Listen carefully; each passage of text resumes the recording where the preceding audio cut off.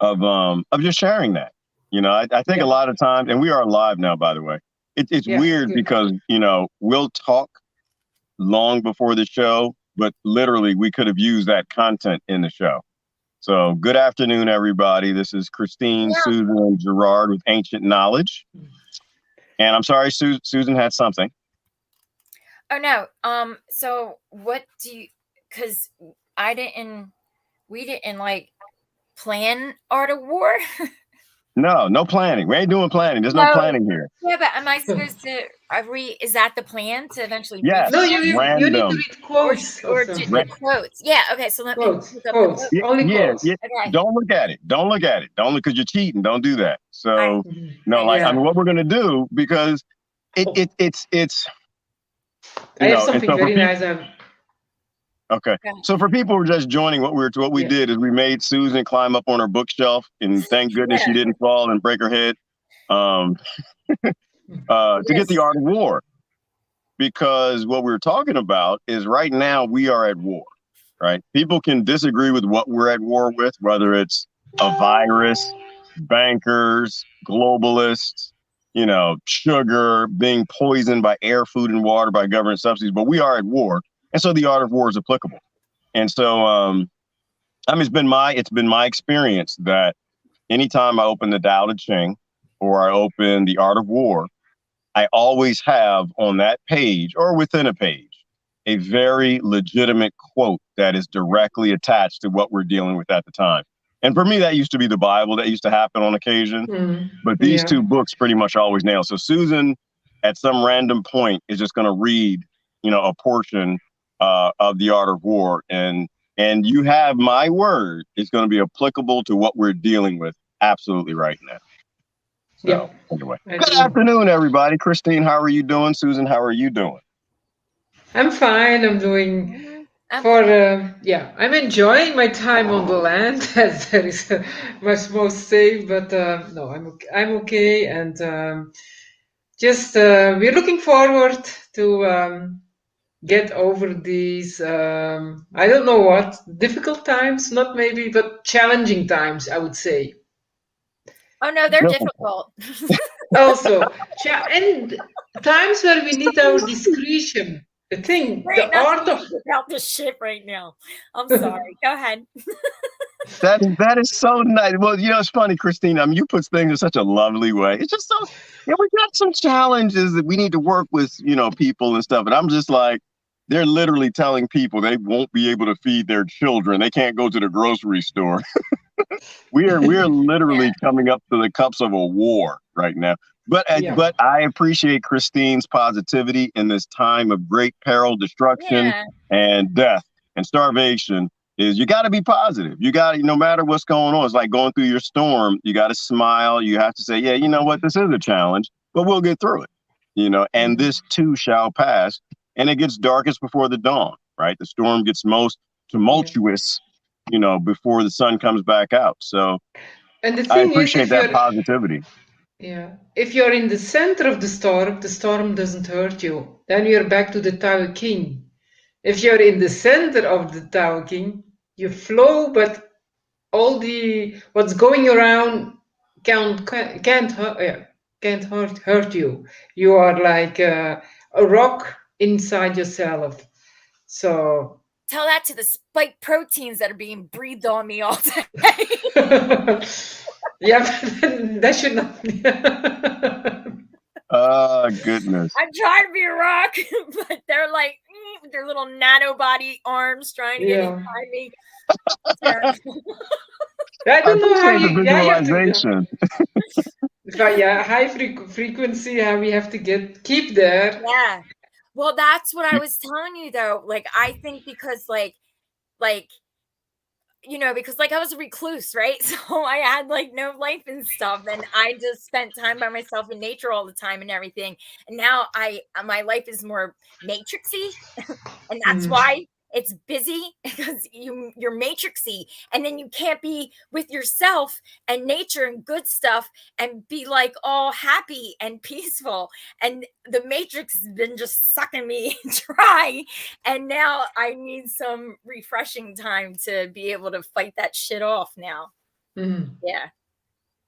Yeah, it's like that. And Self-care for real. Like you need time to yourself. Your life cannot just be work and then the tedious task of daily whatever. And then by the time you're done, it's like, oh, I'm tired. I'll just watch TV for an hour and go to bed. yeah, That's not life.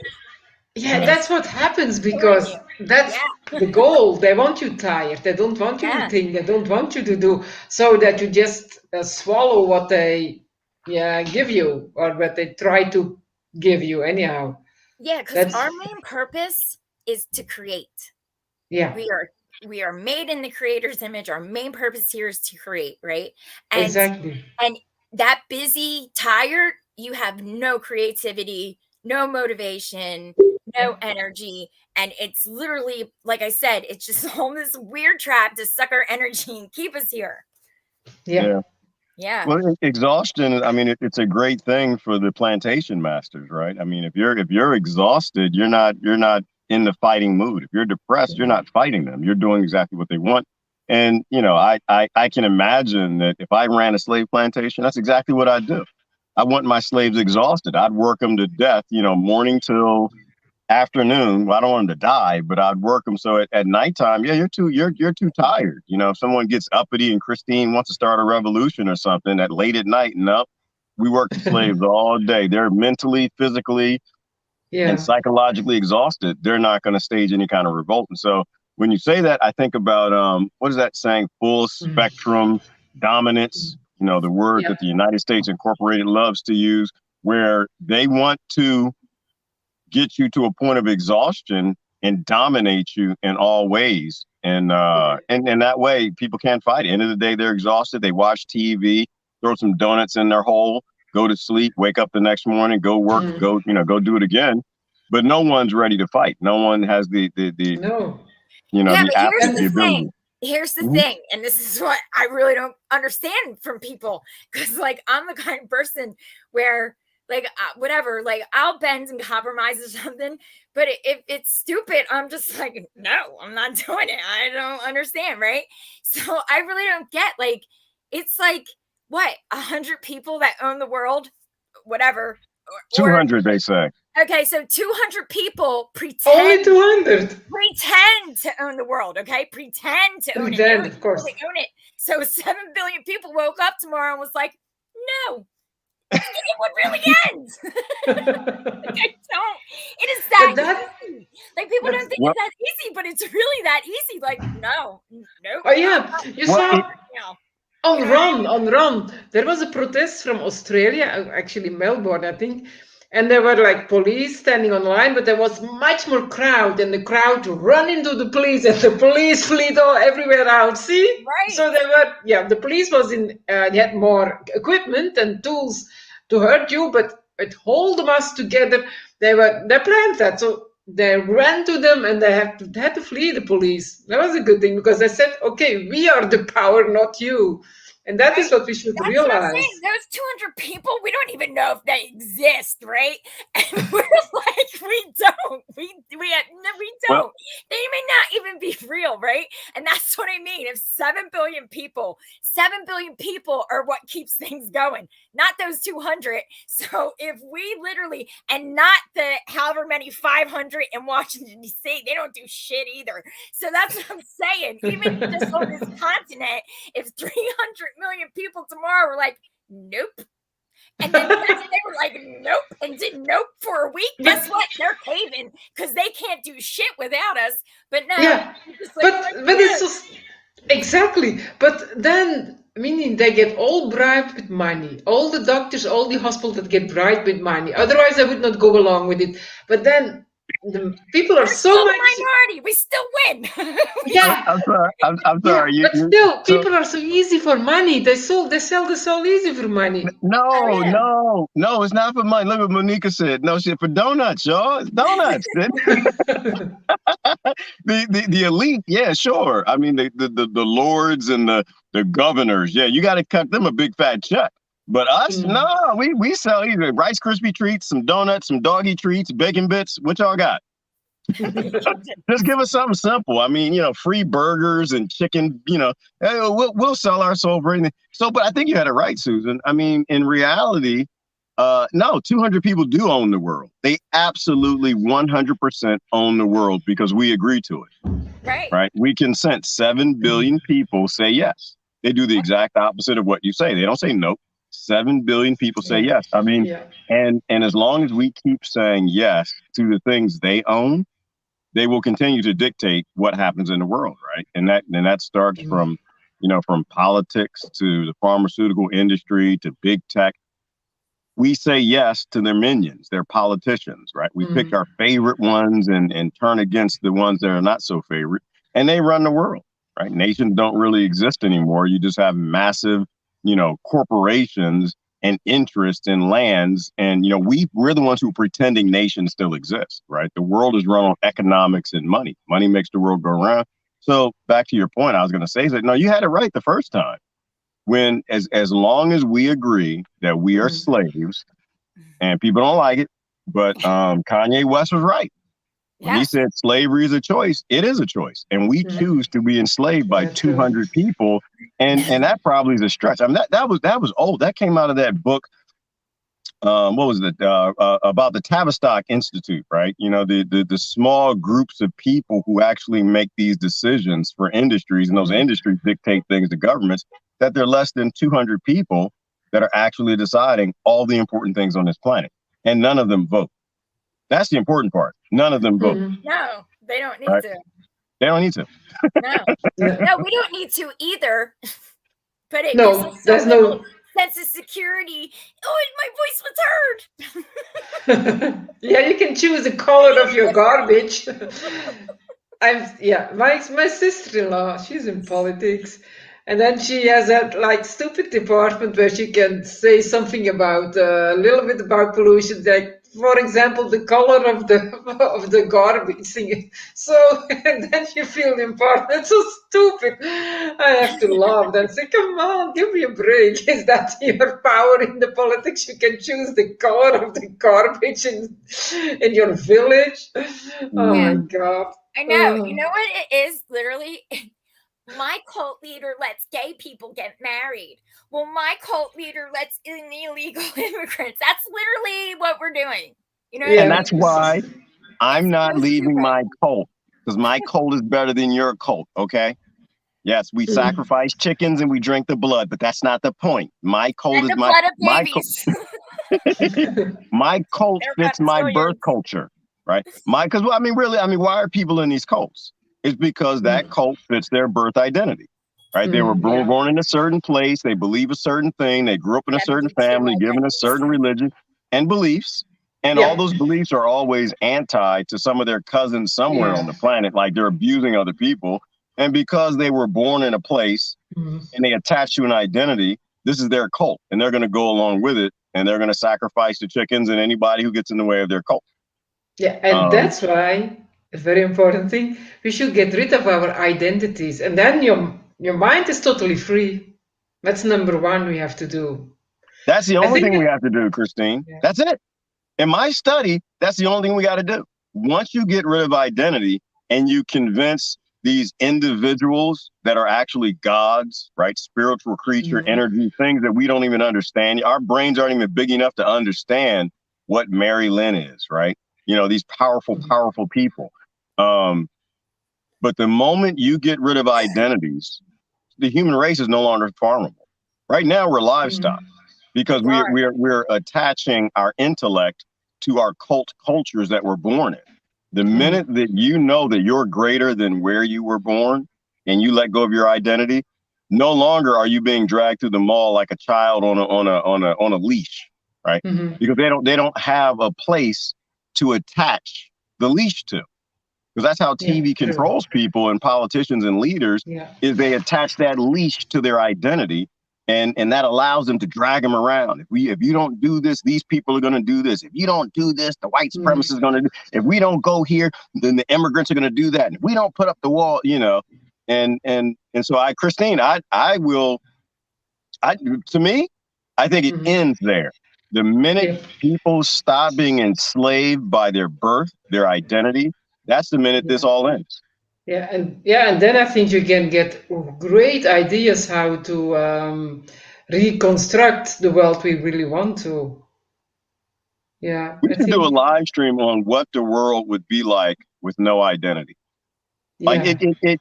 that would be one of the most beautiful conversations, right? Because it would be the closest thing to utopia we've ever seen. Yeah, I When think so. everyone is just a sovereign and they make decisions on their own, they don't go along with any of the cliques or the cults.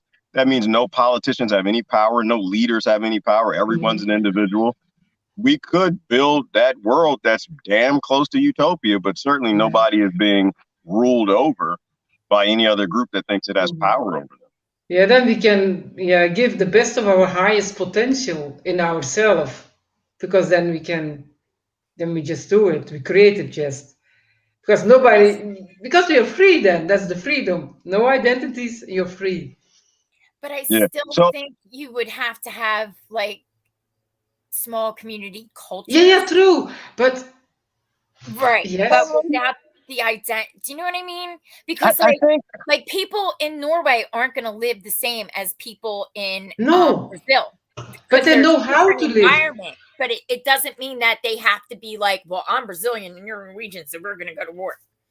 right. So we will have similarities, right, based on where you live and how you live.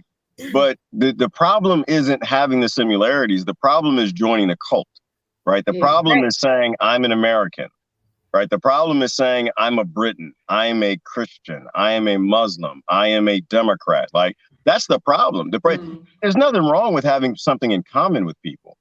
The issue is when you join the cult, when you get that membership and you're a part of the group, then you're going to go along and, boo-boo no matter who, you're going to go along with the nonsense no matter, what they do. So I think we'll always have some similarities, but if we get rid of those identities, then there's no way to hurt anybody else because you're never grouping up with other people to abuse others, and they're great answers. And so, but in history, we never could have done this. Because and maybe I don't know, maybe this discussion is going to go this direction, but we never had automation in history. Like Mary just asked a question, how would we get mail if everybody were free? If we didn't have slaves that wore little slave badges that said UPS and FedEx and like our little slaves that bring us our mail, because that's actually what it is. We have drones. But you we still have automation. Not even that, but it's like if you have that kind of quality, like you like to move and you like to run from, for example, you don't and go from here to there, you can be kind of a mailman because that is what you love to do. I think by yourself, the things you like to do is raise more spontaneously out of comes to you. And everybody fits in the place because everybody is doing what they want to do and what they love to do and what they're good in. And so only as long as they want to do it. Right. Because that's the key. And that's the thing that why I love this topic is because, right. So say I do like delivering mail. Like I like growing food. I like gardening. I will do that no matter if robots do it or not. But the core foundation of society has to have automation that does it. So when I want to take my day off or my year off or my 10 years off and go on a vacation, the robots are ensuring that the infrastructure is still delivering those things. That's what I'm saying. In the past, we never could do this, because we didn't have robots and automation to back it up to make sure that it happens. But I think Monica had a great comment. She said, you can't build a utopia unless you have healthy beings first. And we're not healthy physically, psychologically, mentally, or anything. And spiritually. I'm sorry, Susan, what were you saying? But I think part of a community, because if everything's so this is part of our problem, right? Like we don't work. A lot of things have been handed to us. Like I don't even have white privilege like other white people do. And I've still had it way easier than others. Okay. And trust me, that's saying a lot. So, you know what I mean? Because I didn't have it really easy, but I'm saying I've had it a lot easier than others and like easily accessible. Can I say something before you go any further? I got to back you up real quick because sometimes people watch this and they don't understand. I have more white privilege than you do. And I've always had more white privilege than you did. Way more since the very beginning. And I grew up in the blackest community in the United States of America. Like, I want to make sure I back you up on that before somebody says something stupid because people don't understand how that works, right? Yeah. I grew up in a family that had a lot of white privilege, you know, which is stupid. I don't like calling it white. It's a dumb thing, but it's just where we are. And what's beautiful though about what you said, Susan, in addition to backing you up, is even you recognize that even, you know, the things that you dealt with, and I know some of the things you dealt with, you still have others who you try to help because you know they had it even worse off. Yeah. And that's where we need to be. I'm sorry, I didn't mean to cut you off. I just want to make sure that nobody, I protect my white peoples. I know I protect my black people. I protect everybody. I don't like ignorance here. So I want to make sure that you are protected, you're covered before anyone jumps in on that. I'm sorry. That's okay. But I think if you build something, right, you take care of it more because you put your heart into it and you put your work into it and time into it, right? And so if we have a community that's just all done for us, people don't take care of things true, exactly, anymore the way they're supposed to. And I think a strong community, part of that is because everybody works, puts something into the community, you know what I mean? And therefore you care for it more. Yeah, true. And if you put your own effort in, it has your energy. It does do much more when you put the energy. Yeah, it's like you share your energy. It has value and it gives you more self-worth too. Because if you just get everything handed in your hands, it doesn't feel good. Really, it's not creating. It's No, that's what they're trying to do to us right now, Gerard. Where did you go on? They're trying to get us totally dependent upon the system. And you're like, I'll do that with drones. So check this out. And this is the power of it, right? So like you're saying before, we are creators, right? You know, we're all women, whether we like it or not. You just open your shirt, look at your nipples. Everybody, you're all women, whether you like it or not. Unless there's somebody around and you're a woman, because in this country, women still don't have rights to look at their nipples in public. So don't do that in public. They'll put you in prison or give you a citation because we are a patriarchal, bastardized society, but we won't go there. No, so the beautiful thing about being creators is it syncs up with what you just said, right? And that we value things we create. We feel happy when we create things. Like in corporate America, I never really was happy because I wasn't creating something physically I can put my hands on. So that's number one. We value things that we create more because we are creators. We're supposed to be creating things that are tangible that we can touch. Yeah, and even more, because when you do that, you don't throw away. We live now in a throwaway society, but when you make yourself, you keep it, you clean, you keep it, you maintain it. It stays good, and it maintains much more longer and longer and longer because you made it by yourself, or you paint a painting and you're very proud of it. You keep it for all your life. I mean, that's what I do. So I want to hit that from an infrastructure perspective because that's right where Susan was going, right? So in terms of, you know, if the robots are growing the food, you'll respect the food. You'll respect the food less than if you grew it, right? I mean, if the robot grows a tomato, you're not going to like bite into it like me and just sit there for a minute, just salivate, just taste all the bitterness and just you throw it on the burger and you eat it and it's done.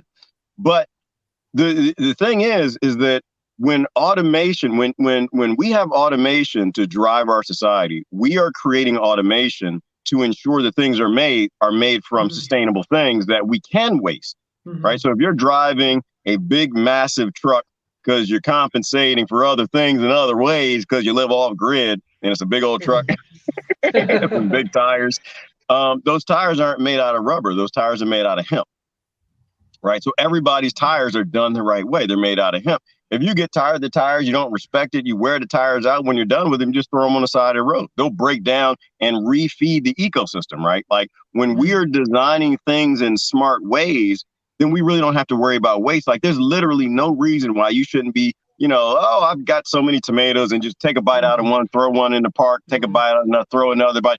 It doesn't destroy anything. Like this is how groundhogs destroy gardens, right? They go through them and it seems like they're being wasteful. When you add in the fact that free energy is a real thing, all energy has always been free, and that's how they enslave us. When we use free energy to create these things, You can throw away houses and it's no big deal. When your entire house is made out of cob, wood, no pesticides, and no chemicals from China and plastics, sure, if you're done with the house, leave it. Throw it away. Why not? You know, somebody else will move in and take care of it, or it will break down and become a part of the ecosystem. And this is like one of the wise things about the tribes that we all came from. They were all sustainable. They didn't have a chemical industry. They didn't have a manufacturing industry that was raping the planet and creating things that don't break down for millions of years. When they were done with a house, either nature took it back, an animal took it over, another tribe moved in, but it was sustainable. And that's, so anyway, my point is, so with the automation industry, because I think about this stuff way too much, because this is the industry I was in, is that there's nothing wrong with waste when what you're wasting, when nature is ready to take it back, when nature knows what to do with it. That's what they do in the Maasai tribe. Yeah, when it's glyphosate and nature has nothing that breaks it down, nature doesn't want it, then it's going to stay in the water system because not even the water department can break it down. And it keeps, we re-drink it, we pee it out, it comes out in the rain, goes through the system, comes back out, you know, and it's in the water, it's in soda pop, it's in everything. As long as what it is can be broken down and it's natural, then we design the automation to use that to improve our lives, to end slavery, end oppression, end, you know, forced labor systems, which is what our economics is. And if we're wasteful with it, that's okay. Because the Maasai, they used to build their own houses from clay and hay, and but after a year over there is too, because of they smoke something and then it's totally done. They leave it, they build another one, and it goes just. It dissolves in nature. It's nothing plastic or nothing unnatural. So it's easily done. And also the low caste. I mean that the people so-called the low caste in India, they have nothing. There was when but they had everything from nature. They really knew how to handle nature. She cleaned, I told you that last time, I think she cleaned with cow poop. They cleaned with cow poop because cow poop, if they are not full of chemicals and full in India, when the cows are not then at that time, 1900, when the cow is just a cow and eating nicely grass without any pollution, they clean it because it disinfects. And I used to do, no, it doesn't, it's true, because like maybe 60 or 100 years back, they also said, if you had a wound, then they said at the farms in our village, put some cow poop on it and it will clean. I'm sorry. It does. You know what, Christine? I trust you, and I know it's true because I know you would not say something that was totally false. I live in America, and while you're talking about cow poop, I think about how people build cow houses with cow dung. And I think about going out to a place called Lancaster and being trapped behind a manure spitter and what that smells like going 20 miles an hour. And it's just all just encompassing your truck and everything. And I mean, you're probably right. But we don't have healthy cows here. We have cows that are just barely not dying. And they're injected with pharmaceuticals, which is, you know, why it boggles me why anybody eats beef cows anymore from this country anyway. No, or now it's not one. Now you cannot. Grass. Yeah, I mean, they're sickly and they're dying. And whatever's coming out their backside is not the stuff you need to put in some cuts. That's the stuff you need to run from. Psychedelic mushrooms grow out of cow poop. Just saying. Still organic or American? Which kind? I don't know. Organic cow. Florida they do. or we got druggies. Where are our druggie friends at? Organic cow poo or American cow poo? Which one? Oh, I wonder if they get ejected, then they won't grow out of that poop. Who knows? Mushrooms are smart. Fungus, no. Mycelium? They have anything to do with your glyphosate. Yeah, mycelium, no, that's a trip you don't want. If you get fungus growing out of American cow poo, you do not want to do that psychedelic. That is not a trip that you want to be on. That trip's going to take you to places you're not supposed to go. Yeah, true. Because only stupid fungus are going to grow in putrefying chemical goo. That's not fungus. That must be something else. That's a GMO mushroom or something. Don't mess with that. Yeah, that's gonna be Anxiety. dangerous. That's my fellow humans right now. Okay. Mhm. Yeah. Oh, I'm Yeah. sorry. Full of Oh, Lee Houston. toxins, and I'm I'm sorry, Lee. breathing Brother all Lee is over out you. there in Lancaster. I'm sorry. He's, the brother's out there. But Lee knows what I'm talking about, Lee. You know what I'm talking about. When you're out there, you can smell the difference between cow poo and horse poo. And I'm kind of proud of that difference, but none of it is natural poo because it's all, even the Amish out there, they poison their cattle just like Yeah, the true. regular Americans do. But that's deep, Chris. I'm gonna look into that. That actually is a powerful statement that our animals used to be so healthy that we stewarded them and stewarded the planet so well that we could use their fecal matter to cleanse a wound. I'll never do it because it's just too late for me. I've been Yeah, no, I would indoctrinated too not do it deeply. either because But now these cows, they yeah, look like monsters. I mean, if you see a Belgian cow, I think American cows are much more beautiful. They look like the muscles are like so big. They go to competitions and it's really they're full of shots of hormones, whatever.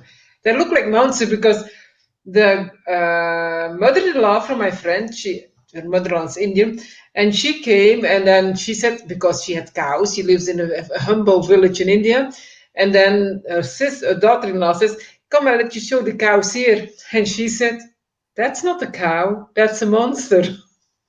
yeah. Well, yeah. I mean, but see, here we got our monster. We got the GMO cows with those big muscles and all that.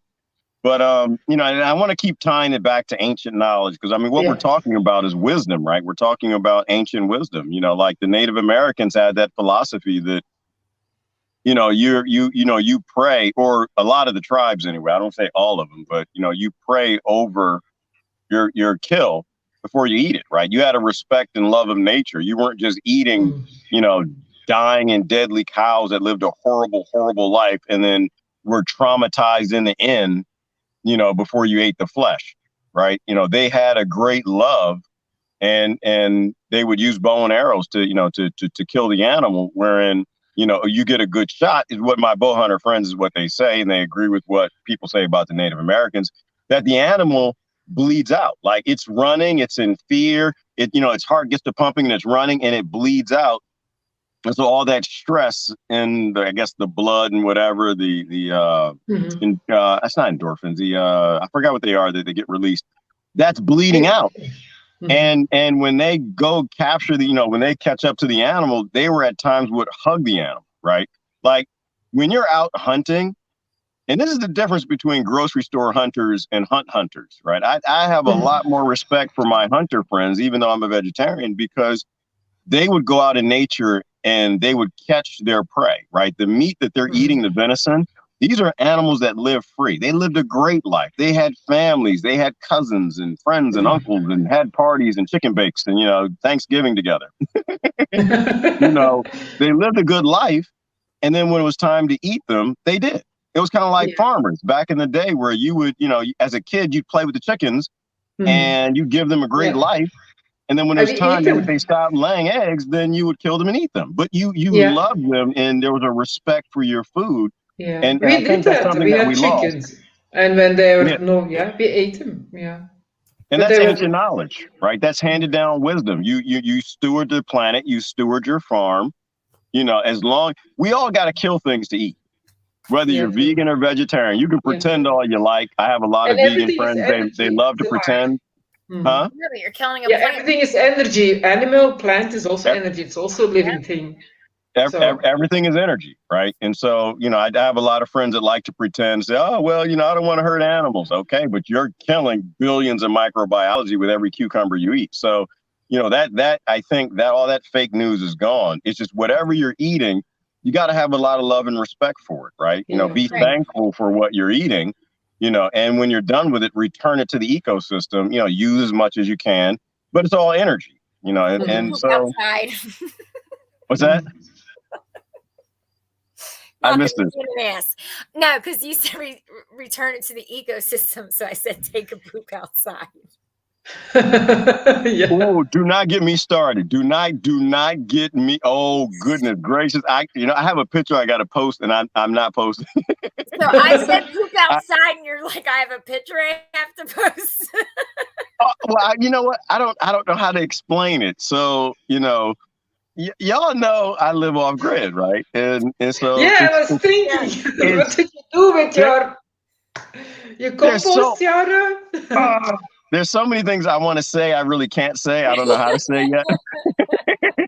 But nature is freaking amazing and phenomenal. I guess the only way I'll try to say that is my kids were here about 4 months ago, and they didn't take everything that they brought with them. They left some things behind, and you bury those things. Yeah. Okay. I was out hiking the other day, and I ran into one of the locations where they left some things. And there are literally 3 bean plants growing in the middle of the desert with no watering, nobody caring for them. And there are bean plants that are growing out. And the reason why it's so freaking phenomenal to me is because when you bring back the soil, which is what they left behind, and it's deep enough and there's enough of it, it holds moisture and it holds water. And in terms of recycling, now mind you, I will never eat that bean. I will never eat a bean or a leaf from that damn plant. I'm not eating nothing from that plant. I will eat that bean. I'd eat it. Yes, so I would. It is. Y'all got to listen. Be patient with me, okay? Because I'm prejudiced. All right, I'm very prejudiced. I'm very prejudiced. Listen, look. I went. Where's Lee Houston still? There he goes. Lee Houston is still here. So I go out to Leestown. And they put human breast milk in their cookies and their pies and their milk, and their cakes and stuff out there. That's weird. I won't eat that stuff. No, me neither. But I will eat donuts and cocoa, cupcakes and pies and cookies from a 400-pound beef poisoned animal, right? So think about it like this. I will drink milk from a cow in baked goods, but I won't even drink milk from a human, right? And so it's a psychological thing, right? And I'm working with me, and I'm trying to, work my. I haven't gotten up to, unless I'm dating a woman, I'm not eating no cookies from her breast milk. That's just not gonna happen. That's gonna make me throw up, and I won't date a cow, But so it's the same thing with this. It's like it's weird because there's nothing wrong with human manure, right? They actually sell human manure in bags now, where you can buy it and garden with it, but there's still a psychological. Oh my God, we're so poisoned. That will not go. That will not dissolve. Our bodies will not dissolve. I feed my kids as organic as I can when they're around me. I can't speak for their mama and what, if they're getting. But if you go out to eat dinner, you're eating glyphosate too. So, there is that. Yeah. But so the thing is, but honestly, I mean, seriously, from a danger perspective, like the only real reason that it's dangerous to eat from human manure or cow manure or any other manure is because if what you're putting down there splashes up and gets on the leaf, the bean, the tomato, whatever, and you eat it, you're taking back in, E. coli and bacteria and dangerous things where it could literally kill you. So I get that.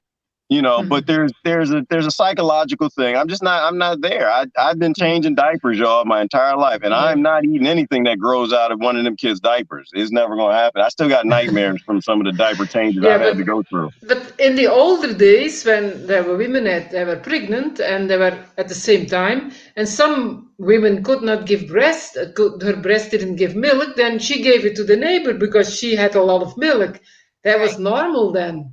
Yeah. Because otherwise the child would have died. So they just, okay, you can feed my child because I don't have milk. That's what they did for the husbands too. My grand, rich people still have wet nurses because Italians don't produce breast milk. Yes, the husbands that do it now, they still do it. They just don't ask permission. They go next. Listen, I'm going next door, baby. Now they don't say that. They just go next. We have to look out for people. We should look out for each other. We don't look out for each other. I think we need to. Is this where the hippies get that free love from? Is that where they get it? But in the native tribes, when in the old when a woman lost her husband and she could not survive on her own, then her sister said to her husband, "You take my sister as your second wife." That's what they Facts. did. Hashtag facts. That's a real thing. And you know what? And every man enjoys that comment, Christine. And it works until the women do it. Then that's it. You're nice. Well, listen, you couldn't take care of your wife, so your brother did. And then that's when it's going to be a fight and a war and stuff.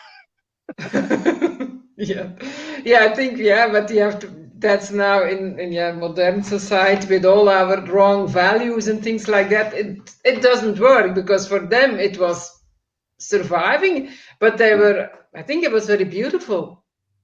Yeah, well, it is. We're silly is the problem. Not so much in Europe. You guys are a little more mature, about like just human nature and sexuality and all that than we are. Yeah. We're still behind here. We're still a little, we're behind the 8 ball. I think honestly what broke us was me, right? I was raised in the church, and I think, we took a little bit too much of that stuff that the kings wrote into those ancient scriptures a little too seriously, and we're holding ourselves back. So, and to a degree, we're kind of retarding our evolution forward because we're still beholden to scriptures that the kings and lords have edited, to control us. And we're writing that into our education system. We're writing that into our indoctrination. We're guaranteeing that we're holding ourselves back. And they don't do it for themselves. They don't use that. What they say, what they write, they don't take no values for themselves. They do whatever they want. Yeah, that's true. It's like Jive and Bowden, to bring it up to current events, because I love to tie ancient knowledge to current events, right? So Jive and Bowden said it's safe, it's effective, it's going to help everybody, it's going to cure everybody, it's going to help you. We love you and your grandmama, so we're going to force the mandate on everybody except for me, Congress, and UPS. We don't have to get the safe and effective thing that's going to save all the human lives. Amazing. And that's what's funny to me. Is it's good for thee, but it's not good for me. And most people can't see that. Most people have no idea that when Fauci sat down, he got injected in what was the left arm. And then they asked him an hour later, well, how is your shot? He grabbed the right arm and said, oh, it still hurts a little bit. And people don't realize that's called Hollywood. That's called acting. That's called, they actually didn't take the thing that you believe in and you're taking and you're giving to your children. And they didn't take it for a reason. Right? No. Congress is not being cured for a reason because it's not a cure. And unfortunately, people who don't follow those like, Del Bigtree, they don't know why. They don't know the science of why you cannot play with human DNA when we still struggle to understand playing with human DNA. Right? All the things that could happen. I want to give a shout out to the High Wire, and what they released. A scientist on the High Wire talked about this last Thursday. If you guys haven't watched it, you need to watch it. But there were some bombshells that came out of that. And one important one was the rise in new cancers, right? People getting, remission in cancers and shingles and things that their body pretty much had beaten are coming back. Well, there was a scientist there that was talking about, he said, well, because with the new Ovaltine that people are taking, it required that they shut down. It was like either the 4th receptor or 5th receptor or something on one of the white blood cells that actually is utilized in fighting cancer and shingles and a few other things. And that in order to get their Ovaltine in your body and into human cells, that they actually had to basically reprogram and turn off that receptor, which means that people are now getting things that they thought they beat are coming back, like cancer. Right. And to me, once again, it ties back to ancient wisdom, which comes from ancient knowledge, which is never trust the kings and lords when they show up to the village because they want to help your town. They want to cure your grandmother. They want to help you. No, they don't. They're rulers. They want to rule. They want to control you. So if y'all haven't watched that episode, it was bombshell. It was amazing. So I just want to say too that because I was thinking about this earlier, and I'm not going to say it as good as the thought came into my head, but okay, I don't really understand DNA, right? I know the basics right, about it, and like little facts, but well, maybe facts, who knows? But I just know a little bit about it. But what I do believe with all my heart is that it is the Akashic records. It is the tree of life that your name gets written on, right? And like it, thousands of ancestors are written in that, and it's in your body, right? It's like this amazing thing. I don't know if it's like the God knowledge or what it is, but It there's is. It something is literally so that. special inside you, and it's unique to you, right? So it's your own story, and like your whole, since the Big Bang story, everyone that came before you. And like I would never ever ever let a company do anything that would change that, alter that, tell it what to do. Like that's just, I don't think people are realizing that this is like something on a whole other level, because like I said, like it's not just DNA, is just not just physical. No, It is no. spiritual, it is mental, like it is everything. And I like they're this, whatever they're doing to us, it is on every level possible. And it's almost, I feel like, to destroy the human race, to destroy, and if we are a part of the divine and a major important part of the universe, what happens to the universe if we die? You know what I mean? And I don't know. I just really feel like this is some weird, scary Yeah. background. Don't Yeah, let and we are actually yeah, that's true. But I think everything in the DNA is written from the beginning of time till why. now. And I think there might come a time that we can read that DNA for ourselves, so we can read what we were in a life before, so we can evolve more quicker. Yes. Yeah. That is what I just Well, idea had. I mean, yeah. I think it might be true.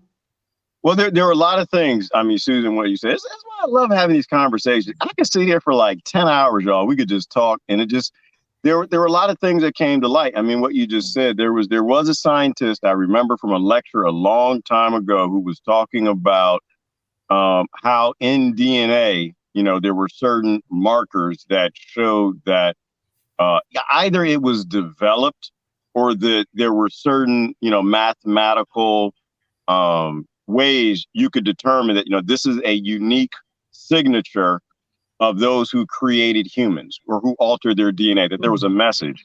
We know that there's been handed down memory, right, from mom to children, where, memory is handed down in DNA. There's no question about that. We learned that from the Holocaust and other experiments that they did. We know that, what do they say? They say you could take, I think they said like a car trunk full of human DNA, and you could store all the data on the internet, and basically a little bit more than one human. Like you can store, which is basically all the information we have going back 14,000 years or further, Wow. right? All of that information and all the uselessness too, all the memes, all the CNN news reports, like all of that useless information. And so I have to agree that it is a part of ancient, our handed down knowledge from all the tribes we came to, that saying, which is, if it ain't broke, don't fix it. Right. If it's not broken, I'm not letting no billionaires try to fix it. Susan, you don't understand DNA. Neither does anybody else on this planet. None of them. None of them. The ones with HPA, they still don't understand it. And the idea that anybody would give their DNA from organic to becoming synthetic. This is the first time. I mean, we've modified DNA in the past. Like we've destroyed DNA, right? And epigenetics makes decisions about what DNA to incorporate and what not. And that's still a natural process. Is it not through the evolution? Right? Yeah. Like we evolve So this is the difference between genetic modification and hybridization. Right. Okay. Because there was a thing that Neil deGrasse Tyson said, and I disagree with a lot of what he said, but a lot of things I agree with, too. They asked him about genetically modified organisms, and he answered the question how a scientist who needs grants is supposed to. He said they're safe and effective. They make for great tomatoes and apples, and I'm going to keep eating them. He said something to that effect. And he says, oh, well, we've been GMOs hybridizing. We've been hybridizing food since the beginning of time. That was a blatant lie. Right. Yeah, that was a blatant lie, or that was a complete ignorant statement by either he's a lot stupider than he looks, or he just said what he has to say because the grants that he gets for his work also comes through, the chemical companies. So the difference is that plants naturally create hybrids, right? They breed amongst themselves in open pollinated environments. They create heirlooms and they create hybrids. And that's okay, right? You can put 2 tomato plants together and they cross pollinate and you make a new one. But that's still a natural process, right? Nature is still deciding.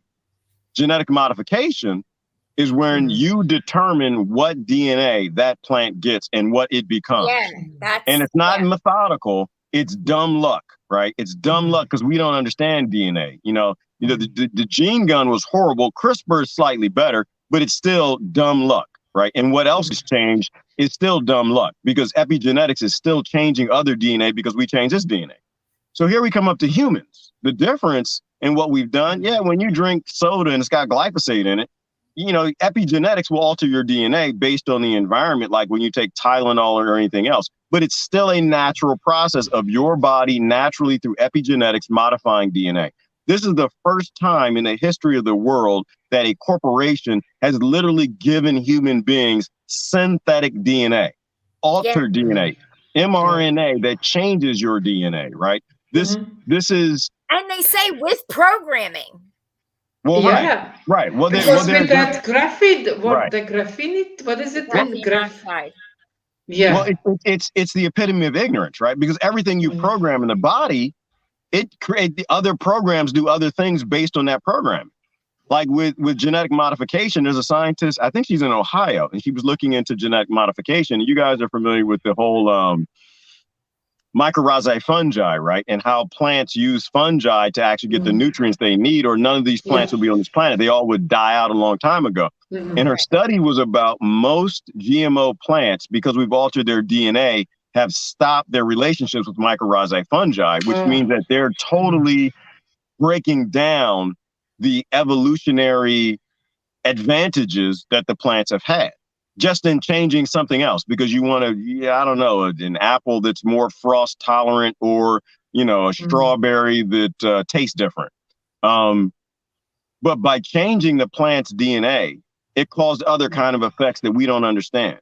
By changing the human's DNA, it'll cause changes that nobody can process. No one can say is safe nor effective, and no one can say the long-time future. The only thing I'd recommend to people is, if you fell for this BS early on, don't change anything else, right? Stop where you are. In fact, you know what? Don't even take my word for it. Go watch the High Wire's last a show and listen to the part where the immunologist is talking about immunoexhaustion, right? That's important, as well as we have no idea what the long-term effects of this is going to be. We have no idea what else is going to change. And if that DNA line gets to a point where it's just, we're not going to continue this, like our life is pointless at this point. We've modified so many things. We've destroyed so much of our evolutionary advantages that your line of DNA has to come to an end. So anyway, that was a long way of saying what you were saying. That's stopping the evolution. That's actually it's like the ambition of the, I don't know what, from the evil people. They stop the evolution of humankind. That's what they want. They just want to stop our evolution to our highest godlike being. That's what they want to stop. That's what they say in that. They had a kind of paper set. They don't want us to know that we are godlike, so that we, that's, that, and so that's why they poison us. That's why they give us poison and give us more poison, even more poison to cure, because they don't want us to know that we are the same creator, like godlike people. We can. And that's why they want to stop that evolution, because now it's the time that more people, they meditate, they try to get to their real, their spirit more open, and that they want to stop that. That is their ultimate goal. Because they want to keep ruling, because if we are that free, like you said, no identifications, we have totally ourselves, our spirit, like it should be, nobody can rule us. Nobody can. Why now? Well, I just wanted to say real quick, right? So those. Hey, Mom. Do you feed Rassie? No, can you feed her? Thank you. Can you shut the door? Thank you. Sorry. We didn't get. I'm sorry, sir. We didn't get that. I'm sorry. Sir, can you come back, please? That was my CIA agent. He's like, you can't say what you're about to say. I was like, okay, sorry. I'm sorry. I'm nosy, y'all. That's why I love live streaming. You never know what's gonna happen. Those, right? It's talking about Atlantis, and that he came back to teach the people that they could reach godliness themselves through their mind, and that they didn't need rulers, just like Jesus was teaching people. Yeah, right? Of course. And All gods. it replays over and over again. And Zeus was pissed, right? Because he liked ruling, he liked being on top, and he didn't want regular humans to stop worshiping him and reaching godliness themselves. So he to remain there's lower dimensional beings deep within the earth that fed off of, they had great like power and rule type energy, especially over material things, but they could only enter into this realm through blood sacrifice. And that's when blood sacrifices started, and that let more of that energy into this realm. And that became the Clintons. Exactly. I'm getting to that point. Anyway, so the heritage from Zeus. I'm just saying, okay? So this story is like 3,000 at least years old. Some debate 30. So you're telling me this story is 3,000 years old, and it sounds that similar to back in the day of Jesus, because they did blood sacrifices all the time back then too. And now today, with like 800,000 missing kids a year and stuff, you know what I mean? Like, that's crazy. Oh. There's something there. There's the only thing I know is I don't understand it, but there's something. And why they do it now, I think, is because now the human is ready to evolve to a higher evolution. It's now the time. That's Aquarius time, like we told. That's the golden time, and that's why they want to stop it before we enter that. I mean, in full speed. So Christine, I want to back you up on that in terms of So physics is different all over the universe, the Milky Way galaxy, and the universe. And what the theory is that we're coming into the age of Aquarius, right? Where we're going through a different section of the Milky Way galaxy, in which we're not even from here, right? We're Sagittarians. We're from the Sagittarian galaxy that merged with the Milky Way galaxy. And that physics is slightly different into this part of the galaxy that we're going into, and that it allows for a shift in the ability of how the human brain works, or how the human energy frequency works in that section. And so maybe that's why now. That was the question I was asking early. Like, why now? Why are they pulling all of this obviously unscientific, insane bullshit? Why now are they going to the extremes that they are? Like we said earlier, this is serious. Like, we laugh and we joke a lot. They're literally telling people right now, you will not be allowed to feed your children or go in a grocery store or live your life, and your kids will be abused, or we'll take your kids unless you let us modify your DNA. Those are acts of war, right? You are literally trying to start a civil war in a nation full of very armed, angry, and upset people. Right? Why now? And so I think something is happening now that we don't know about. Maybe Thoth is coming back. Wasn't Thoth supposed to go down and go to sleep for like a few thousand years and pop back up or something? I think our positioning, our new positioning and stuff, like I said, like, was it like in a lot of ancient books, they talk about the planetary bodies, or the 9 rulers that, send energy here to create matter and stuff like that. So it has something to do with the planets. And I think we're heading into a newer position where the energy is more of like a free thinking energy, or a higher level energy. 5D. It was going to be harder for us for them to keep us so oppressed. And I think that's why they poisoned the shit out of us for the last 100 years, because it was like this last 100-year threshold. Because trust me, like every 20 years, like clockwork, when there's a Saturn Jupiter conjunction, there's a pandemic. Okay, you can go back to 1900s. There's a pandemic every 20 freaking years. So and TB in 2012 killed more people than friggin' this cuckoo flu has, and and there was no pandemic for that one. So I'm just saying. But, that confirms what I looked into. When you look at all the pandemics in the past, they were all supported by the government, right? They were all and the Black Plague. They were all epidemics that were turned into pandemics by empires and governments. And so there's never been a pandemic on this planet that we know of historically that wasn't in support of by the lords and kings and those that were waging war and sending disease meat or injections or whatever it is around the world. That's number one. Or poison blankets to the natives. Or poison blankets. And so we create pandemics are tools. Epidemics are normal, and those are natural. Those happen all the time. In order for it to spread around the world, it always needs the assistance of government. It always has. So that's one. But Lee Houston says something made me think, so why now? Is it because their time is short? They're in panic mode. And I think they're in panic mode because I believe in the contractual nature of the universe. Like there is a contractual consent thing that happens, and maybe this contract is expiring on consent. The 200, and the 13 families, whatever it is that own this planet through consent, maybe that time is coming to an end. Maybe people are starting to figure it out. Maybe people are starting to remove their consent and they're done. And but they want to be also free. Literally. And so maybe what's happening is they need a new scam to get people to consent to being slaves. And right now, how they get that is they make you scared. And when they make you scared, you're scared of the air, and they've got the cure, and you want the cure. You'll do anything. You'll give up more consent for another 100, 200, couple thousand years of being enslaved because you're scared. So maybe that's why. But also, I think on the level of deities and demons, like Shiva, they know Shiva gives kind of time for the demons to reign.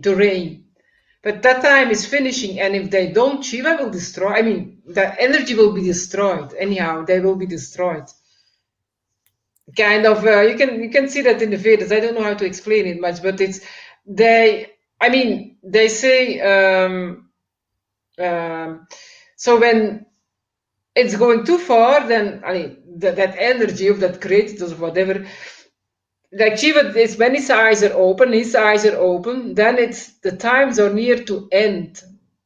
So, and when he starts playing his drum, that's kind of that kind of in his trident, and it's okay, you have that time and then it's done. He will end. What did our guru says? I have to read. That's very nicely written how divine energy works. At one time, they get their time to reign, and then they will be taken down. And if they don't do it by themselves, then that energy will do it, and they will destroy it. And then, actually, when Shiva does destroy, we should by ourselves conquer and become aware and on a higher level, like a higher consciousness. Because they can't reach that consciousness. But when we don't, then Shiva will take over and he will destroy again, and we start again. We will destroy everything, also us, because we didn't do our tasks. And I think they work through the monetary system. I think Brother Peter Fine he's dropping some major knowledge right there, which is, they enslave us through the banking system, right? They enslave us through the debt-based system. And I think all of these things work together. I think that you don't have a good understanding of the banking system if you don't have a good understanding of spirituality and how things work. And I don't think we understand spirituality well unless we understand how we're controlled through the banking and debt-based system, the economics. And that is, we know that is a key part of all of this, because when all this first started, there was a guy's name. I used to watch him on YouTube. He had a channel. He was an ex-financier. and he was watching the banking system. I think it was Best Knowledge or Best Information or something. Corbett, he was on James Corbett. He's one of James Corbett's buddies. And he was just watching that before all this started, the Federal Reserve was moving around money that it's never moved around before. It's got two accounts, and one has to do with America and the other does not. And they shifted trillions and trillions of dollars, in which they've never done since their inception, from one account to another, just prior to, China starting to show that they're having trouble. This was largely designed. This was largely engineered. This was, whether governments knew about it or not, this is being utilized to get us to consent to the new system. Like Peter was talking about earlier, right? The financial system globally was collapsing, right? They printed away 98% of the value of the US dollar, the world's reserve currency, which isn't a dollar, it's a note, it's a currency note, it's not even real money.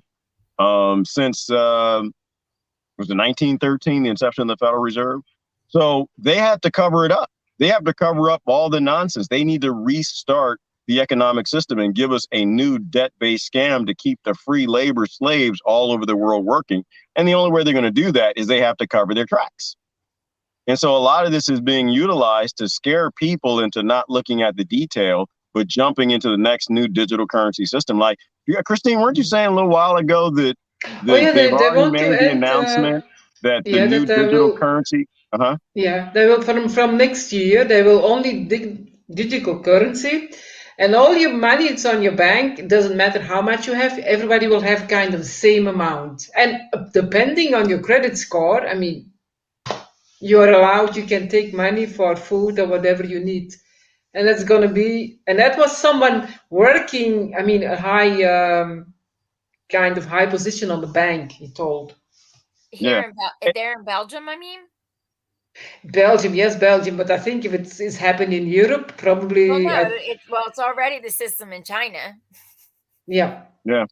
Well, yeah. And we have it here, the Banking for All Act. Like, none of this is conspiracy theory. This is all in law. There aren't laws that passed, right? They had to build the Banking for All Act. They've been trying to put here in Christine. They've been trying to put us on a digital currency since this began, right? The first flu pandemic legislation had the digital dollar written right into it.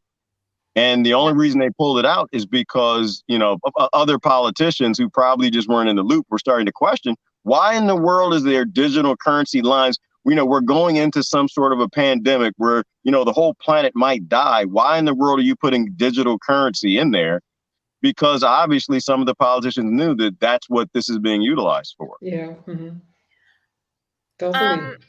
So I wanted to say about crap. Oh, one, the why now thing, right? And that we're because they're running out of time, right? And I see things in my head. So anyway, so like when you were talking about the currency and everything, like I always see it as like spells, right? And energy, right? Because our Earth has natural ley lines and has natural energy waves and magnetic fields. And we know this, right? So we know they're giving off signals. All the planets do, right? So I always see it as like the planets are giving off these signals and they bounce off each other and it weaves together and it creates something. It makes us here or whatever. I don't know how to explain it right, but that's right. So then like each planet also has their own little matrices and within matrices, but it's all natural, right? And we give off natural energy and stuff too. We're all a part of it. So like one day I was looking up ley lines and I saw I think it was SpaceX or Google and their freaking satellites around the Earth. It literally looks like an energy prison. It's literally an energy matrix prison around our planet. It really is. Yeah. They put them in these certain places and they all ding off each other. Like I see things in my head, but it's not, it's literally like a prison around our planet. Right. And And I think the money, when I think of money and we talk about exchanging an economy, in my head, I see invisible lines that ding and ding and ding and go across in this way and that way. And it's literally like all this energy, weird shit that traps us and weaves us into this non-real reality. And I wish I could explain it better and somebody could break it for me. Yeah, that is the web of that keeps us here. The web and the spider then web. the natural web of life, though, that we belong to, but they've created this other weird web. Yeah, and to prevent it's us here. And then, like the Thoth and the tablets, right? It says the dark ones move in angles. But did you know learn how to move in curves? And what's happening? More and more people are like homesteading and getting chickens and learning how to forage. And I think that's one of the reasons why they're like, oh my God, we have to hurry, because people are starting to learn how to move in curves, and we're gonna break their little matrix. You know what? That whole web that will be destroyed by a meteor, or how do you meteorite or meteor? How do you say it? A lot of us will be destroyed too. Huh? No. It will. No. That's. They will pass, and it will not strike the earth, but it will pass against because they want to all the lines. Yeah, I know. I'm hoping for a worldwide blackout. But that's actually a promise. It's kind of predicted because the positive energy doesn't want that to happen. So, but universe works all together. It's not that we alone are here. We have the other intelligence outside Mother Earth. They are also that we all work together. So they don't want us to be destroyed because that affects them too. So they will create something that will take away that extreme electromagnified the satellites or something, so that the energy can wake up us. It can receive us what we need to receive, the right energy. Because all the planets work together. If one planet is out of position, the universe is not in balance. It's really important and they will not allow it to happen. I think that we've been here before. That's what I think. I think that we're repeating the same bullshizzle that we've been through. I think that part of the reason that the CIA classified the Adam and Eve document is because it identified, the Indian philosophy about the yuga cycles, right? It identified why they exist. They exist because this planet gets destroyed every, 8,000 to 13,000 years or whatever. I sent you guys a message. I was looking at it the other day. Apparently that document actually discussed the Baalbek. Right. It just wasn't about Egypt. It just wasn't about, I saw. It discussed a lot. And so the only reason, so for anyone who's not familiar with that, if you do a search for the Adam and Eve, declassified Adam and Eve document, it's an interesting read. But the CIA classified a document that talked about ancient history, knowledge, some of the scriptures that from Genesis and Exodus. And they classified it the minute. Wasn't it a scientist who did research and published the paper and they classified it or something? Well, he said he was an engineer, but most people speculated that he actually worked for the CIA. So he was with them when they uncovered certain things. And one of the things that they uncovered is that the planet is an engine and it destroys itself, like they went through the wobble. And you guys have heard me say it a million times. That's why I want to say it again. I'm just trying to give people, who haven't heard that before, a little, idea. But it basically explained that our planet gets destroyed. And so when I'm listening to you guys talking is I'm thinking that, well, so perhaps we create technology, and we're evolving into this cycle. They realize how human beings work, right? They realize the human resonance. They realize that maybe human beings aren't human beings at all, that these are just bodies that we're driving, that we're that whole Bruce Lipton signal that's being broadcast in from somewhere else. Maybe they realize the frequency. They know they can control the frequency through this grid of satellites or whatever, or they can stop other frequencies from coming in, whether that be aliens or signal. I don't know. But we start evolving in technology where we're starting to actually get a grasp of how things work.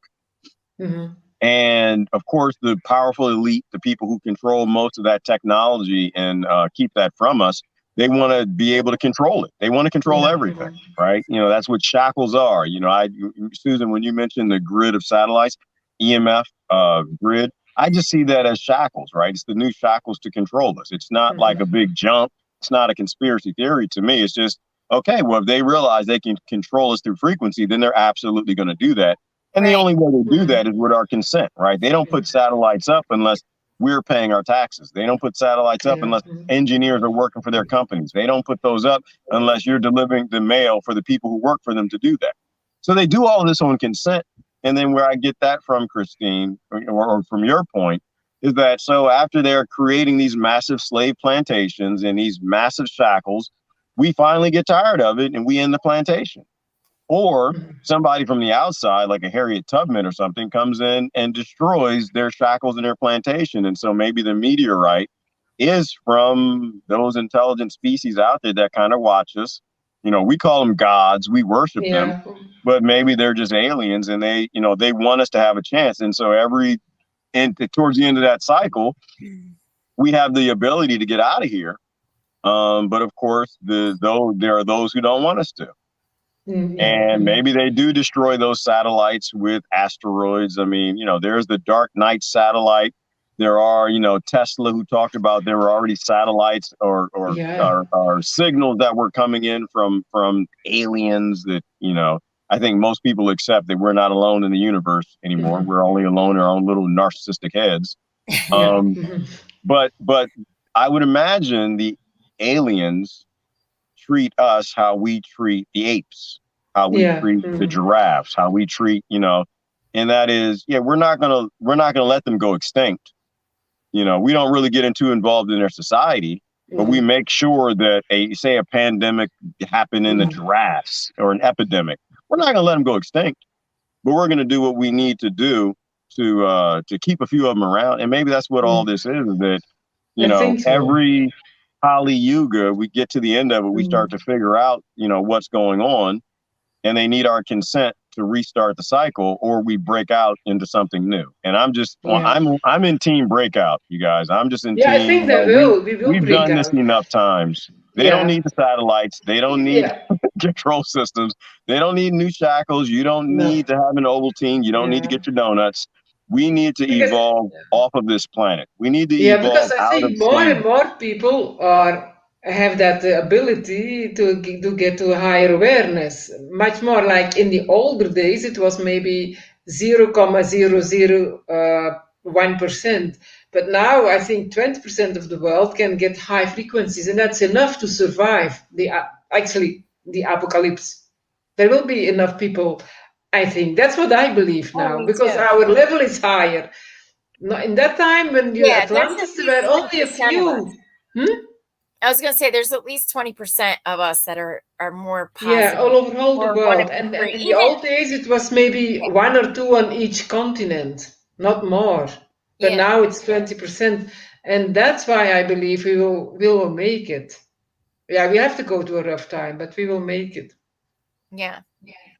And you know what I was just thinking too? So Pisces, right?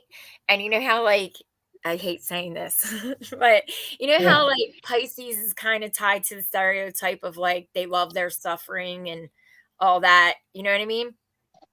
Well, and then we started out, they turned the Ankh of life into the, like, cross of death, right? Because they turned the Ankh from that circly part up top to just a straight edge. See, straight edges moving in curves anyway. So the Ankh became the cross, and then they hung like a god or a godlike person on it dying, and then they tell you to worship that. We've been worshiping death and that is very stupid, yes, for 2,000 years. Instead of, I mean, you can have respect for Jesus, but never put him on a cross, because he was not a weak man. That's why that makes us also weak, because that gives that kind of idea, like we are like, and that is what they do, because that's what the Native Americans said, you demonize your gods. I mean, we would never honor a god on a cross or something, or whatever. They don't do that because they know has to have power. I mean, in India they don't do that. The deities are very present and very powerful. Yes.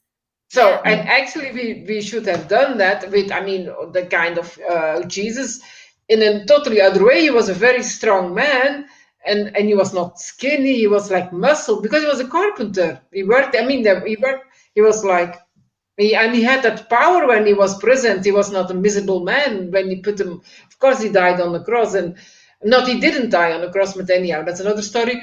But yeah, he was on the cross, and he was not dead when he came off. But he was not like super skinny. He was. I mean, he was not that figure that we have printed in our mind. In our head. But Yeah. I was going to say the Emerald Tablets. Remember, he was saying that a man has to toil and with his suffering until he's reborn. So that may be another thing why because they just put us through 2,000 years, an age of suffering, right? And you suffer you toil in your suffering until you're reborn and emerge in the light. So we had our 2,000 years of suffering as a collective. Yeah. Now it's time for the 2,000 years of being reborn. And create. If we want to restart the cycle and continue to be enslaved by the few, the people with the most jewels, I think we can go back and the cycle can restart, and we can go back to just being wiped out and cavemen and cave women and coming back. I think it's a choice. And Christine, I know what you're saying. So you're talking about how we worship, we keep this effigy of Jesus on the cross alive, and it's sick. And I agree with you. I didn't agree with you, when I was in the church. I wouldn't have. But now that I'm thinking a little differently, like, well, it is sick. The idea that we make effigies of him on the cross, like that's weirdly appreciative of the act that the Romans did, right? And the other crazy thing about that is after that, they redesigned the church, right? And that was the Romans, right? And so we're worshiping the people, and we're honoring their system and their design for the church of the people who hung him on the cross, in which he didn't die. But it's still kind of sick that we make images of it, right? Yeah. It's still kind of sick. Like I was thinking of we used to, this is the blood of Jesus, and this is the bread of his body. I'm going to drink his blood, and I'm going to eat the body, and I'm going to break the body first, and then I'm going to eat the body. And I don't know, at my age, y'all, I'm just looking at this like, man, this is really smelling like a cult ritual. Like, this does not sound like something that Jesus would appreciate. You were reimagining, blood dripping out of his body, breaking his body and eating the flesh. Like, that sounds very vampirishly satanic. Back to what you said, Susan, from earlier, like, the whole life is in the blood and how important the blood is. And now here we are drinking blood, and we're imagining, if everything is vibration, right? And thought is vibration, and it's all frequency. What happens to the people who are supposed to be good people and love thy neighbor and love the planet, be stewards and stuff? They're imagining the manifesting whatever comes from pretending that you're drinking blood and eating, cannibalism. Like, something is wrong with that. I don't know what it is, y'all. And it offends people when you talk this way. No, even to pretend to do that is kind of weird, right? Yeah, but you have they have those they have these parties called spirit parties where they pretend like they make a cake that looks like a person and like cut out its heart and stuff.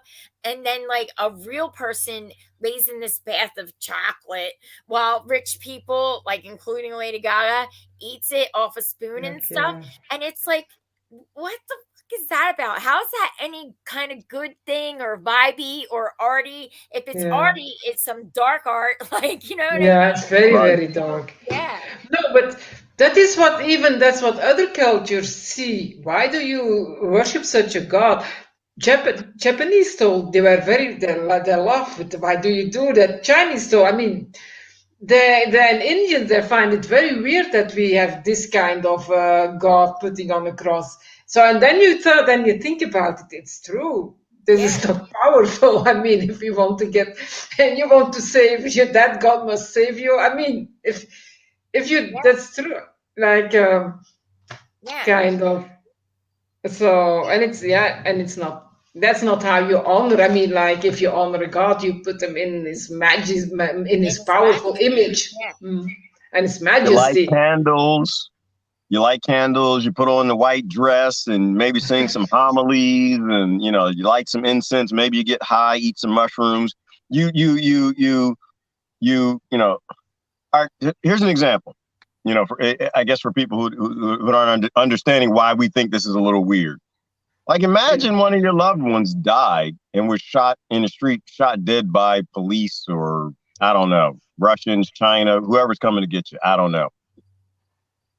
It's like making a T-shirt, an image, and say, well, got the picture of the person, the scenario, the cops shooting them dead, and you're like wearing that shirt every day. Or you're making a piece of jewelry of, them lying Exactly. dead on the street in a chalk line or something. Like, it's Right. just a little weird. I'm not saying that it's not the story as authentic as it was told back then.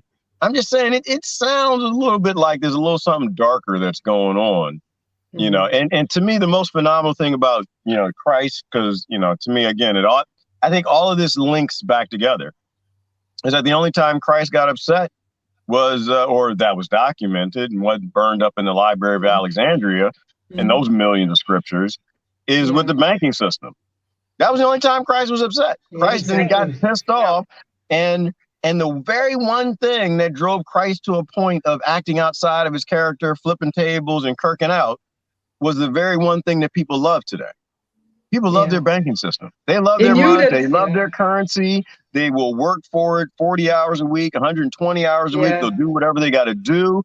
Oh my God, you mean to tell me I'm going to lose my job and lose my money unless I let a corporation modify my DNA? Well, go ahead and modify my DNA then, because I need that money. I need the things that money provides. And maybe he saw that in that time already. He saw that was coming. Probably that's why he was so furious. Well, yeah, your Lord and Savior is what saves you. And most people, what saves them is a check that comes every 2 weeks, right? And so if it's their salary that saves them, that is their Lord and Savior. That is who saves them every two. Christ only saved you once, apparently. He died on the cross once, but your Home Depot, Texas Instruments, IBM, wherever you get your check from, it saves us on a regular basis. And I think there's a psychological thing there too. You can say whoever's your savior all you want, but that's not who's saving you. You literally got a neck chain that's got a dead image of them from the people who tortured and murdered them. But every 2 weeks you're excited and happy every time that check comes. So I think that there's something there. Like you said, I think that they Christ, I don't know, Buddha, Muhammad, ancients, reptilians, whatever you want to call them. I think that there are creatures or people who are in tune with what happened in previous yuga cycles.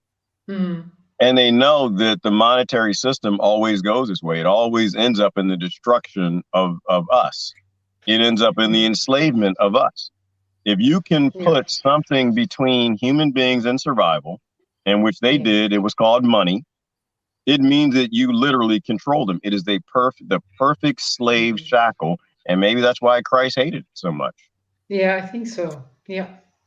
And like, I think he really was a teacher, right? Because like in the book of Thomas, he says, God is with, I never call myself God, you did. And he said, God is within you and all around you. He never said he was God, you know what I mean? And was teaching everybody that God is within you. Like we are all sons of God, right? And so, and then the Catholic Church is basically Rome. And I mean, like the first Bible and churches to go out wasn't even until like 300. So that was like 300 years after he died, right?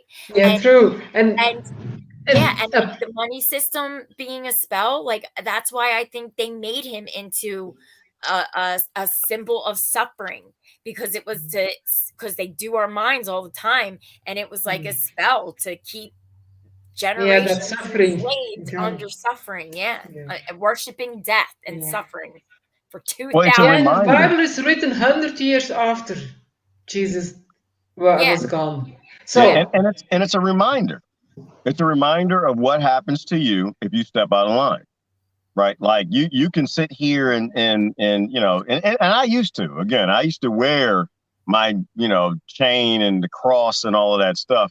But psychologically, right, there's what's happening in your conscious mind, and then there's something else happening in your subconscious mind. And what's happening in your subconscious mind, it's a constant reminder, if you step out of line, if you defy the banking system, if you defy the empire, we will murder you, right? Yeah. This is a God, and we murdered him. We will murder you, right? So, you know, your conscious mind is like, oh, yeah, but he rose again and died on the cross from us. And there's nothing wrong with that. You know, people can believe anything they want to believe, but your subconscious mind is constantly reminded that you are not going to step out of line. You know, and we remind each other that on a regular basis. And, you know, the idea that, you know, we or people who worship him are drinking his blood and breaking his body and eating it. I mean, what kind of subconscious thing is that doing? Yeah. It's really weird. That's the only we do that. Only we. There's no tribe or no religion that does do that. Only we do that. Yeah, because it's a death cult. Yeah. The way we've been taught it is a death cult. Like, I'm not mad at Jesus, and I think he was real, and I think he was here to teach us stuff and to try to free minds. But yeah, true, of course. Yeah, but the way we've been taught it's a death cult. It's a death cult. Yeah, and we don't know anything, like you said a long time ago, Susan, about his child years. I mean, we only know very little bit. It's all and then he was a long time in India. He was a very long time in India, and later he went back. Yep. Yeah. So I want to say something here because and then we'll move the topic on, but not to offend anyone. My thought here is I appreciate people who think. Just think it through, right? You know, we're given religions basically because they're handed down from our parents. And they got it from their parents, and they got it from their parents. And eventually it goes back to kings and lords and popes who were psychopaths, killers, and crusaders who murdered and raped with impunity, who modified the scriptures to give us our belief systems. You know, if anything else, I mean, believe what you want to believe, but just think about it a little bit. Just think about it before you hand it to your children, or if you continue embracing, because it doesn't make a whole lot of sense. There's something wrong. I don't know what it is, but, you know, somebody peed in the water hole. I was going to hit Peter's question. He was saying, if credit is an illusion of wealth, is gold as well on any level? And I think everything is illusion of wealth. I don't think wealth exists. I don't think it should exist. I think that there's always a thing that's raised amongst the people to become popular, whether it's gold, silver, currency notes, money, that give the illusion of, you know, this person is greater than the other people.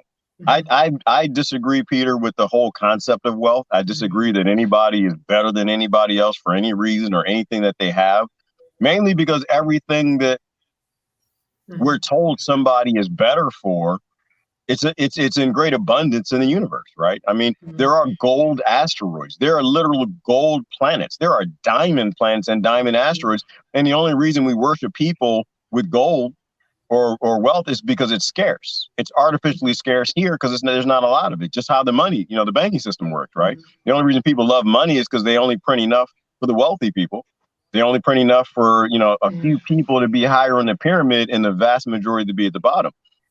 And so I don't believe in the idea of scarcity. Scarcity doesn't exist. Everything that exists is in abundance in the universe.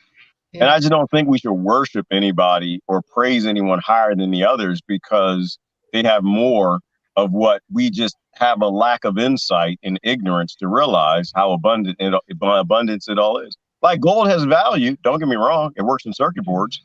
But what happens when a gold asteroid hits the planet and gold is sprayed into everybody's yard and there's gold in everybody's yard like grass? We hate gold at that point. Everybody's got it. It has no value. You know? I think there's a difference between wealth and riches. Yeah. The richdom of the personality, of your character, of your that is true richdom, because then you're not dependent. If you're dependent on wealth, you can be a very poor personality, even if you're super rich. But if you're like have nothing, but you have a very strong personality, or you are very creative, whatever you have, that nobody can take away, then you are actually a rich person. Well, there's value Yeah. and there's contrived value, right? There are things that have real value, things that are actually rare. And then there are things that aren't really rare. They're just kept from you. And so when I think about it, in terms of, well, what really actually has value to you? Love is value. Yeah. To me, happiness has value. Those things are rare. Those things aren't, kept back from us by the few in government, right? To control us, right? Those things have real value, So I don't know the real difference, wealth and riches. I mean, there are rich people and then there are wealthy people. As I heard it defined, wealthy are those who own resources, they own things, and the rich are just the ones that have money in the account. That wealth is beyond riches, but there's value, right? To me, it's a question of what do you value? Do you value the very rare things, or do you value the things that are kept rare? Because the few keep them rare because they want to control what we value. Yeah, but see, my definition of wealth has nothing to do with money. Yeah, I mean, that's what they call it, richness. Because you're a real person. You're a real person. You're a free, independent thinker. You have a free mind. You're not believing of what we're told on television and indoctrinated to be. I mean, real wealth, I agree, has nothing to do with material things. Right. Real wealth, real riches, real things of, you're wealthy in valuable things. And those valuable things aren't things that are abundant amongst the wealthy and scarce amongst us regular people. You know what I just realized, right? Like they carefully chose certain symbols and certain Latin phrases to go on money, right? And so remember we were like, gods can't exist and they don't have any power if you don't believe in them, if nobody believes them, right? Well, if you think about it, money is the most powerful god. Yeah, because exactly. It doesn't matter where you're from or what country you were born in. All 7 billion people on this planet worship money. Yes. And we give it a lot of our time. Yes. So whoever controls that money or is in bed with that god, yeah. That's crazy. Well, that's why the Rothschilds created the global central banking system. Yeah. Right. They literally, I mean, if you go and you do look into the history of the Rothschilds, they got past this idea that all your debts are erased every 7 years. And when they got past that, which was a religious handed down idea, that you're supposed to wipe out everyone's debt every 7 years. Once they got past that, you could create permanent debt. You could create debt that can be handed down generation to generation to generation to generation and never end. Right. And that's where the foundation of the current Rothschild banking system came from. They knew, or he knew, great granddaddy, that if you actually could control the coffers of a kingdom, that you control the kingdom. It doesn't matter. Again, the saying was it doesn't matter who writes the laws. Yeah. Right, to those who own the currency. If you own the currency and you can print it out of thin air, you can control the king, the lords, the entire kingdom, and all the slaves from within. And that's the current system we have. They're very lazy people. They don't do any work. They want our children, to be enslaved to their children. And so they print the money. So I have to firmly agree that the greatest God on earth is money. Yeah. And the vast majority worship it. It's really not even real. No, like, it's not. It's not like you could be like, okay, I'm going to opt out of the system. Here's my $10,000. Give me 10,000 in gold. Then it's not even real. Like it's not even, you know what I mean? And like, even if it's just weird. Like, I agree. There needs to be some kind of like exchange system for exchange of goods, right? And like, you're going to have some kind of coins or notes or something like that. But it has to be based on something of value. It can't be just some made up number bullshit that we can pull out the air whenever we want. Like you were saying earlier, the biggest transfer. The transfer what? Going on your computer and hitting some numbers? That's why it became there. digital. Then it became even worse, because when it became digital, they could create even more, because it's digital. You don't have it in your hands. That's why you're even more safe if you have the money in literally at home. No, so if everybody did that would even much better, because they can't do anything then. Control it. If you keep it cash, then they couldn't control it like they did our great grandmothers. They put their money in a sock under the mattress, like that. That was much better. And that's what I mean about it not even being real. Because if it does go all digital and they say, oh, credit scores, you can't use your money, then how's it even freaking real? What did you just work for if you're not even allowed to spend it? How is it real? Exactly. There and the only thing that does support that money in reality, in the physical world, is our time and our lives. And that's what I'm saying. Like, this weird energy spell thing, I don't know how to figure it out, but it all like connects and keeps us in this weird freaking but that's the matter world. Yeah, that's the darkest, that's the deepest fall in matter is money. Yeah. And matter go deeper and deeper in the matter, and you don't rise out of it. The matter world. For one, I'd say that money doesn't actually have to exist. Right? Because, for one, excuse me, money is a representation of human slavery, right? It's a representation of human labor. That's what money is. I mean, that's why we, say, hey, I worked this many weeks, this many hours, I want this much money, and I'm going to use that representation to go buy some things, right? Here's my slavery. And, it's probably no different than having the effigy of a god on a cross. Don't get me wrong. It's dark. But it's to buy things, right? In a world where you have 3D printers and automation that can 3D print lungs, hearts, houses, metal, cars, laptops, cell phones, what's the purpose for money? Right? So if its only purpose is to buy crap that we can make for free, robots can, and to have a good understanding of how long we work for massa and how hard we work, so we can, then what is the point of it? It has no purpose. It literally is to enslave us. There's a difference. And so talk about digital currency. I want to, the difference between digital currency and blockchain. Right? I like blockchain. I don't think it should exist, but I like it. I don't think any money should exist. But as far as money's existing, blockchain is a little better than currency notes, because no one controls blockchain, right? The users of the system control blockchain, which is different from digital currency. It is a digital currency, but it doesn't have a central control system, right? The individuals who have the currency own it. There's no government that can print it. There's no, kings and lords that can dictate who gets more of it to win a war. So that's why I like blockchain. But I like it as far as it is a step in the right direction. Yeah. But it's still slavery. Right? It's still based in that concept. We need to evolve to that Star Trek economy. We need to evolve past the idea of I need to be a slave.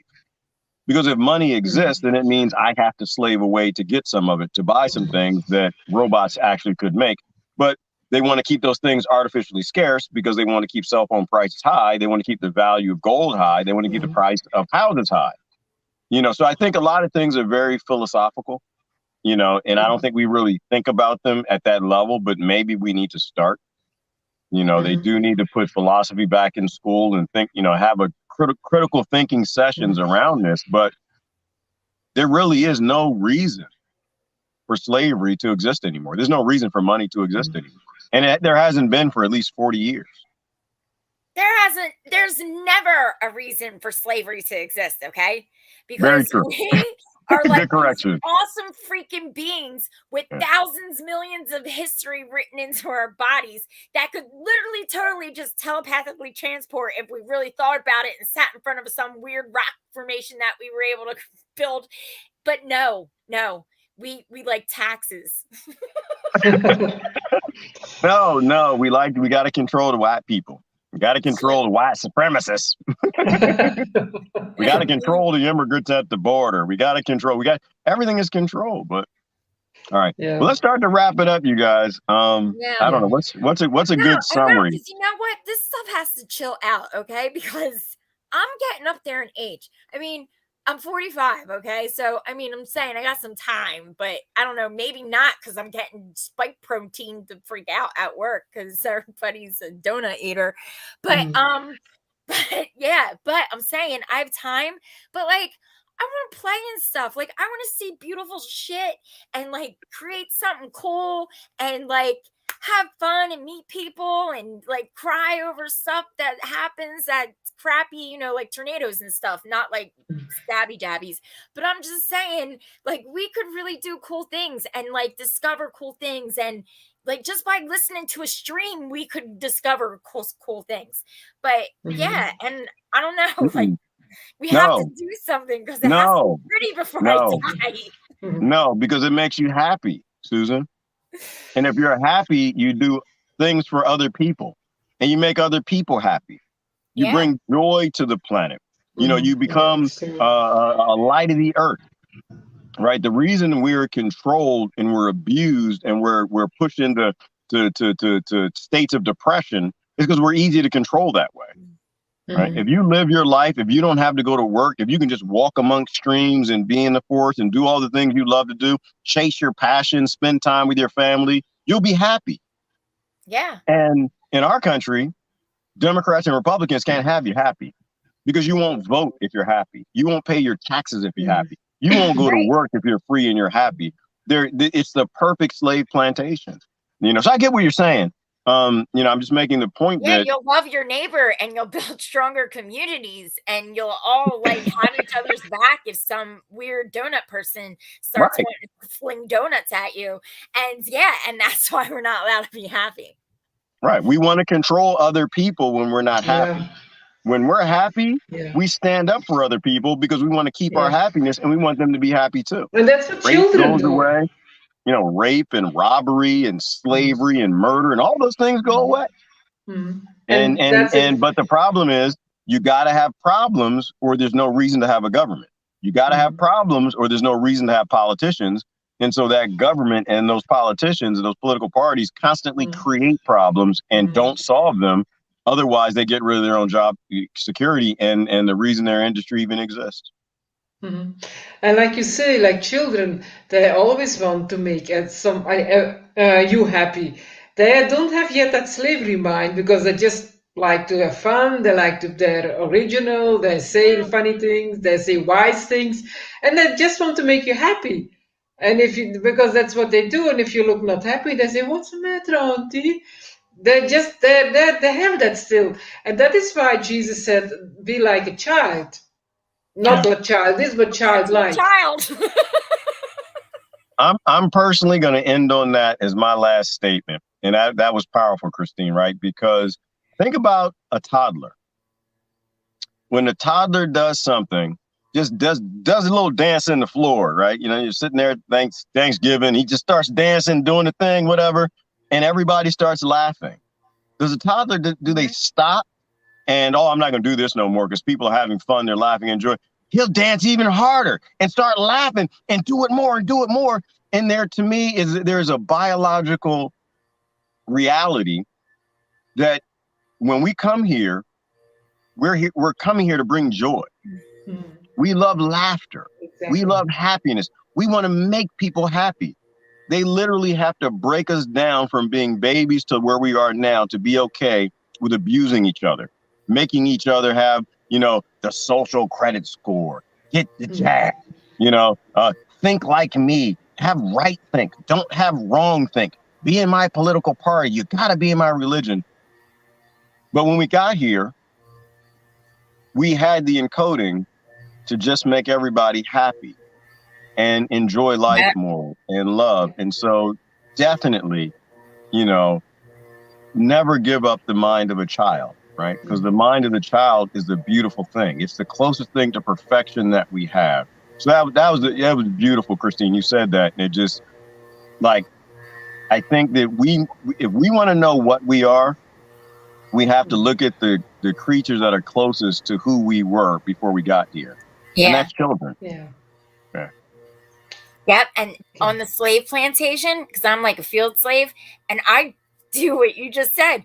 I start singing and dancing, and everybody starts laughing and saying something. So I sing, dance, and I get customers singing, and we were singing I Had the Time of My Life, right? and I was like, do the lift. Let's do the lift. So I really want to do it. But I know I act like a fool a lot of times, especially for my age, but everybody's happy and it makes the day go fast and you don't mind being there. And like, so when you say the mind of a child, like I know, and trust me, I suffer for it sometimes, but you have to be, because look how crazy this world is right now. You have to love each other, and you have to be just like, oh, whatever, and be happy about it. You know what I mean? Because why be miserable? They are not going to break me. No matter how many donut eaters they send my way. Or not. Okay, we have to transform. Awesome. All right, you guys, thank you so much. It's been an awesome conversation as always.